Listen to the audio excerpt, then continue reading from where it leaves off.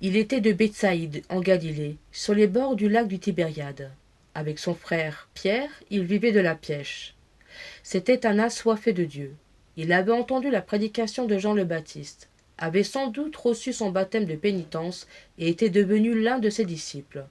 Il avait su discerner l'exacte mission de Jean. Aussi, quand il l'entend désigner Jésus, voici l'agneau de Dieu, il le suivit pour ne plus le quitter. Dès cet appel, André devient apôtre, avant même d'en avoir reçu le titre. Il rencontre son frère Pierre et l'amène à Jésus. Il est l'homme qui sait nouer des contacts. Lors de la multiplication des pains, c'est André qui amène le jeune garçon portant ses 5 pains et ses 2 poissons. Quand des Grecs veulent rencontrer Jésus, c'est à lui qu'ils s'adressent tout naturellement. Des sources tardives font l'état de son supplice à Patras en Grèce.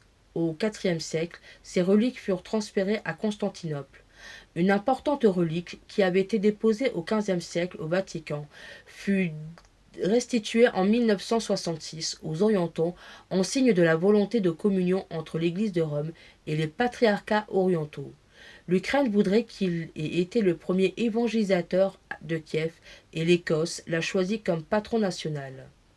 Dans son message au patriarche de Constantinople du 30 novembre 2009, le pape Benoît XVI rappelle que la commémoration du patron de ce patriarcat, frère de Saint Pierre, doit encourager tous les chrétiens à répondre aux grands enjeux du moment, aux problèmes de plus en plus complexes qui se posent à la chrétienté, et œuvrer au rétablissement de la pleine communion.